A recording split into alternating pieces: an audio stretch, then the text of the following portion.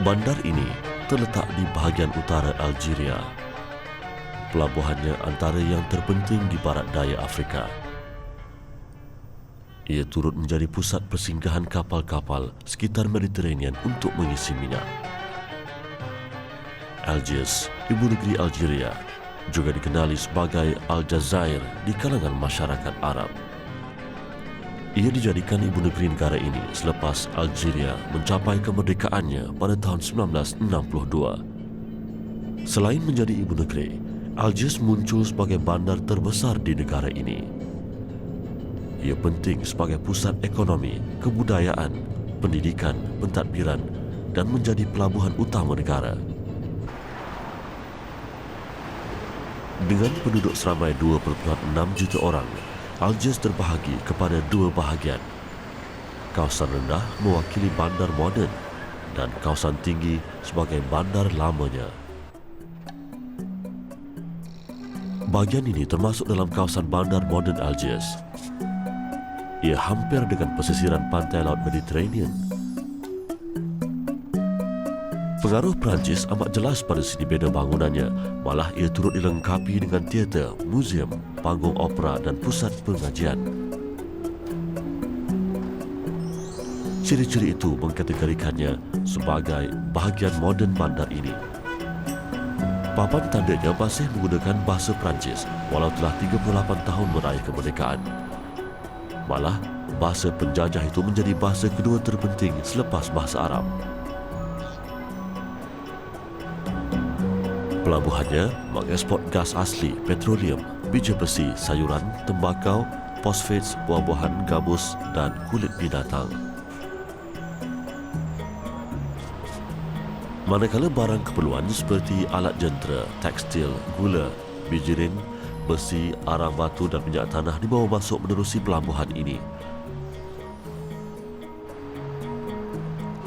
Antara negara pengimport utama barangan Algeria pula terdiri daripada Amerika Syarikat, Belgium, Spanyol dan Perancis. Bandar ini menjadi nadi pentadbiran bagi 48 wilayah di seluruh Algeria. 90% daripada 31.7 juta orang penduduknya tertumpu di kawasan ini. Ia adalah disebabkan oleh faktor geografi Algeria yang dipengaruhi oleh banjaran Atlas. Kawasan yang berhampiran dengan Laut Mediterranean serta daratan sepanjang 80 hingga 190 km dari laut dikenali sebagai kawasan Tel. Bandar Algiers termasuk dalam kawasan ini dan ia lebih subur berbanding kawasan lain.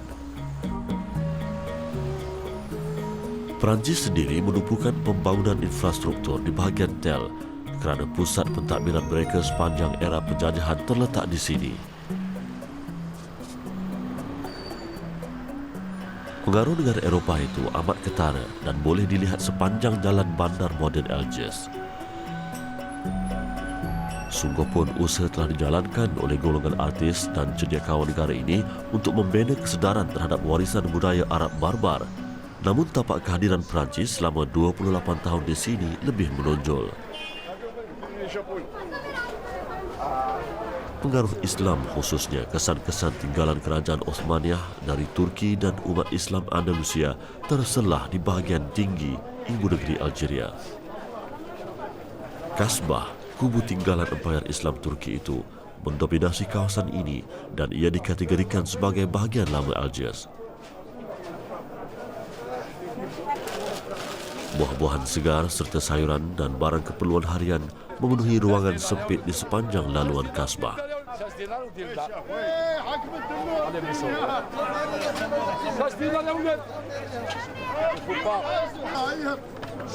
Ruangan ini dikenali sebagai Kechahua, bahagian terendah dalam kasbah. Ia menjadi tumpuan golongan pertengahan Algiers untuk berbelanja serta mendapatkan barang keperluan harian.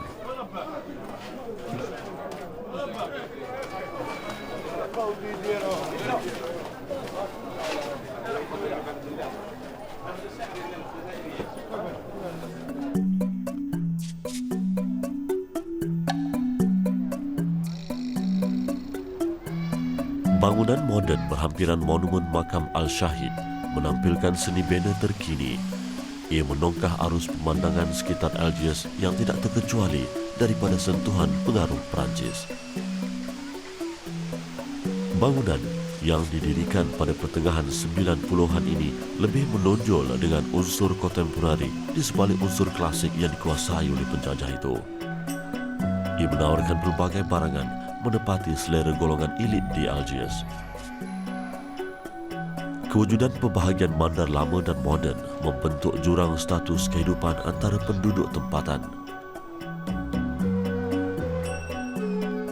Senario ini adalah sebahagian daripada kesan tinggalan penjajah yang lebih menumpukan kawasan rendah berbanding tanah tinggi yang banyak tinggalan Islam. Akibatnya, kawasan itu terus ketinggalan dengan binaan lama tanpa berpeluang mengejar peredaran zaman.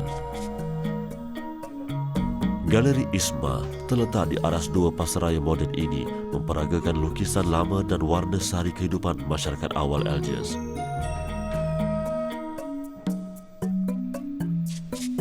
Ironisnya, nilai karya ini begitu tinggi sekali sedangkan objek asal lakaran itu terbiar usang sebagai bandar lama.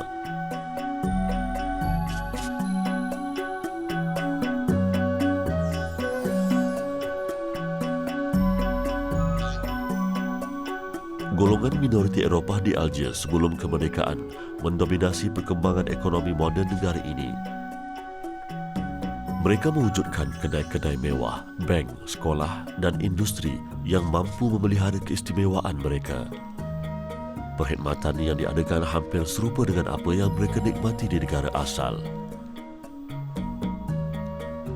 Apabila mereka meninggalkan negara ini selepas Algeria mencapai kemerdekaannya, prasarana dan budaya yang telah mereka wujudkan itu tidak dibawa bersama. Ia sebaliknya menyerap masuk dalam cara hidup masyarakat tempatan. Walaupun negara ini pernah dicengkam beberapa kuasa termasuk kerajaan-kerajaan kecil Islam, namun tinggalan penjajah terakhirnya lebih sebati dengan penduduk tempatan. Tidak hairanlah jika pereka fashion yang membina nama di Paris pada tahun 60-an dan 70-an, V. Saint Laurent, berasal dari Algeria.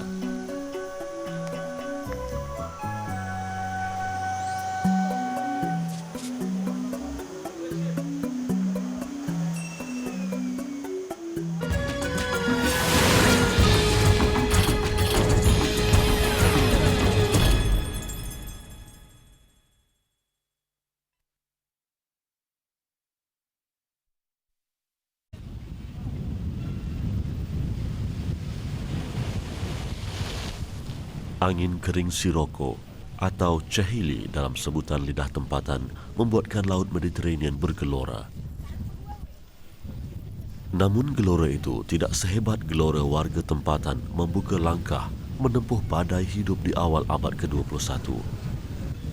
Sebuah catatan pengembara Eropah di Algeria menyatakan, jika tidak terdapat wanita yang memakai tudung berkeliaran di Algiers, sudah pasti anda akan merasakan diri anda seperti berada di Perancis.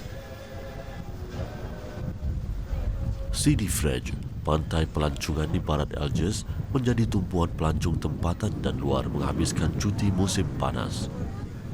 Iklim Mediterranean yang dinikmati oleh Algiers membuatkan cuacanya sentiasa nyaman dan berangin sepanjang musim itu. Ini menjadi tarikan kepada warga Algeria yang berhijrah ke Eropah, terutamanya Perancis, pulang ke tanah air pada setiap musim panas. Sebagai pusat kegiatan kesenian, Sidi Fresh menganjurkan pelbagai pesta sempena musim percutian warga Algeria. Lokasi sejauh 30 km dari pusat bandar Algiers ini menghimpun pelbagai ragam warga tempatan sama ada yang datang dari kawasan pedalaman padang pasir maupun mereka yang telah bermastautin di Perancis.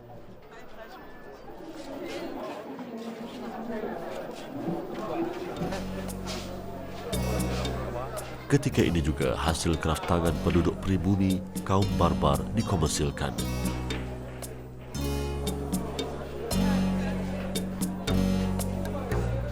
Temikan seramik pelbagai warna dan saiz ini mewakili kehalusan seni kaum barbar dari utara Algeria. Kehadiran mereka mendidik pengunjung mengenali keistimewaan setiap penghuni dari 4 pecahan muka bumi Algeria.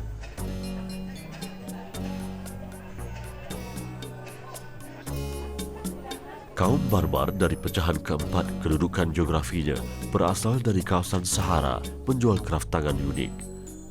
Dap menjadi identiti kaum ini. Biawak padang pasir ini sudah sinonim dengan kehidupan mereka. Prasarana yang disediakan oleh pemaju syarikat EGT Sidi Fresh turut mewujudkan kegiatan riadah seperti ini.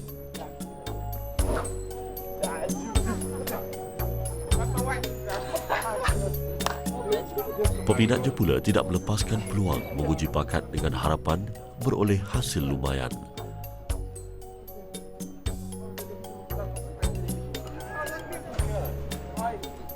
Perbezaan antara warga yang mahir dengan mereka yang baru mencuba amat ketara.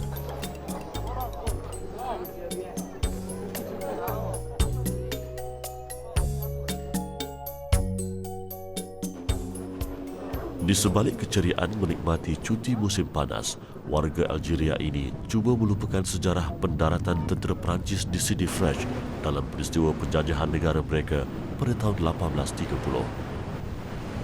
Lebih awal daripada itu, pada 1200 tahun sebelum Masihi, perairan Algiers berperanan sebagai pelabuhan pelayar Finik dengan nama Icosium. Bermula dari detik itu, pesisir pantainya menjadi persinggahan kuasa-kuasa besar seperti Rom, Vandal, Byzantine dan pejuang Islam. Selain itu, Spanyol, Belanda dan British turut melabuhkan sauh penguasaan mereka di perairan ini. Sewaktu Perang Dunia Kedua, ia menjadi pengkalan penggempur kuasa berikat di Afrika Utara. Peristiwa-peristiwa besar itu berlaku di sepanjang kawasan pantai Algeria.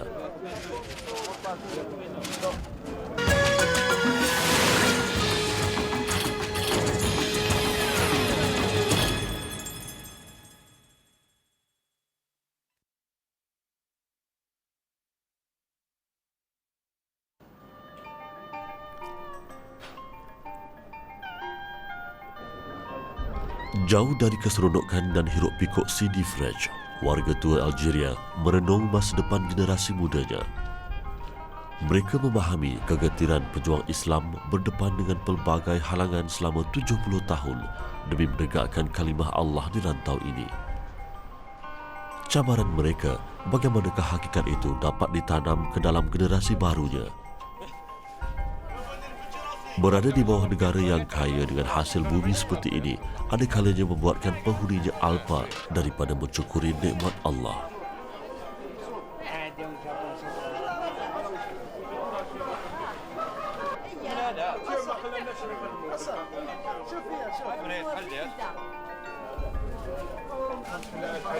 Kesegaran buah zaitun milik peniaga jalanan ini menyorot kesuburan Algeria ketika menjadi pembekal makanan dan buah-buahan kepada Rom kira-kira 146 tahun sebelum Masehi.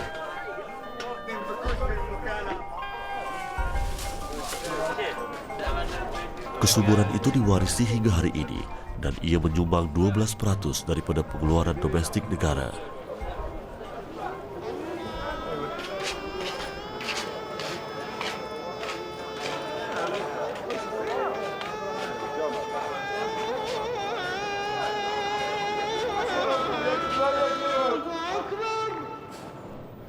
Seruan mengesahkan Allah berkumandang pada lokasi di ketinggian 130 meter dari aras laut.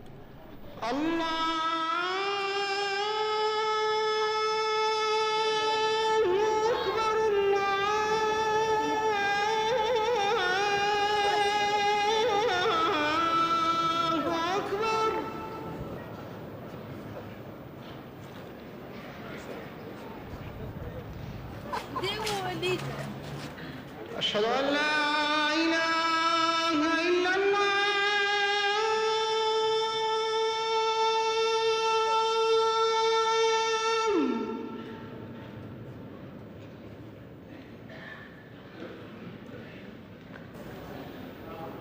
أشهد أن لا إله إلا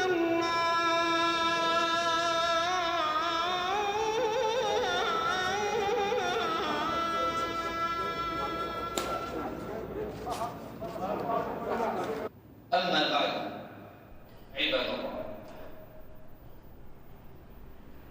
إن الإسلام الحنيف Khatib di masjid berusia 33 tahun ini meniup kembali semangat cinta kepada agama.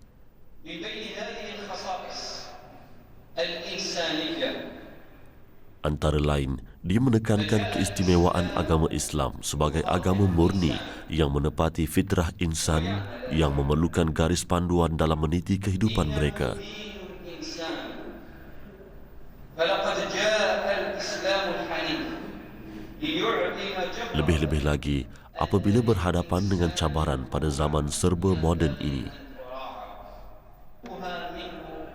jarak masa yang ditinggalkan oleh Rasulullah SAW memerlukan kesungguhan umat Islam berpegang teguh pada Al-Quran dan hadis agar sentiasa berada di landasan kebenaran. فهي حقوق ثابتة دائمة Yang lebih dikhawatiri ialah perpecahan sesama umat Islam sebagaimana yang berlaku terhadap kerajaan-kerajaan kecil Afrika Utara suatu ketika dahulu.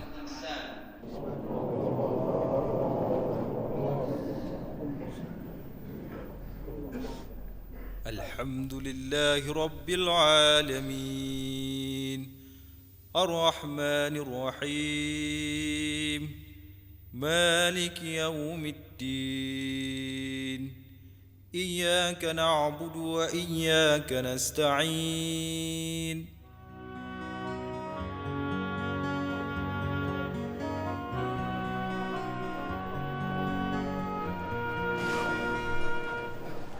Masjid Khulafa Al-Rashidin dengan seni bina Andalusianya diharap dapat mengikat hati umat Islam tempatan yang bermazhab Maliki ini agar terus berpegang teguh dengan syariat Allah bagi mengelak perpecahan yang akhirnya merugikan mereka.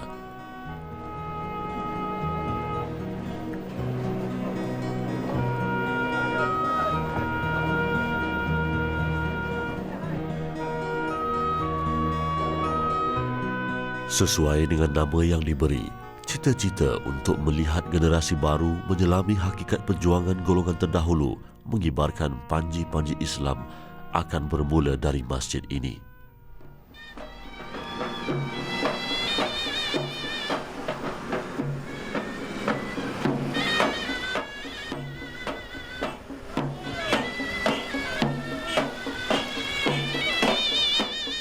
Di tengah-tengah kesibukan Jalan Raya Algiers, kelihatan deretan kereta mengekori sekumpulan pemuzik tempatan.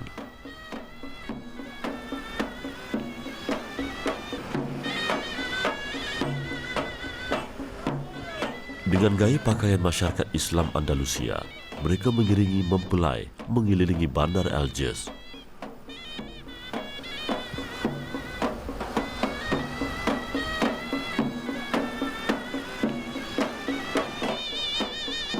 Suasana begini telah menjadi kebiasaan pada setiap hujung minggu di Algiers.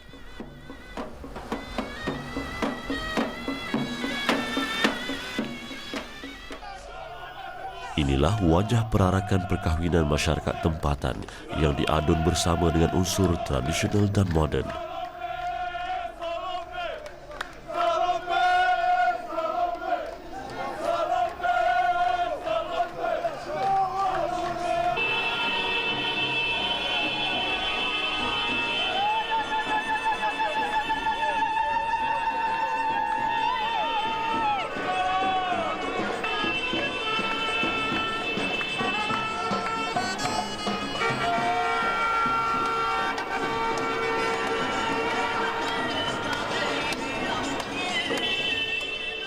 Yang nyata, penghuni Algiers mencorakkan masa depan mereka dengan gaya sendiri.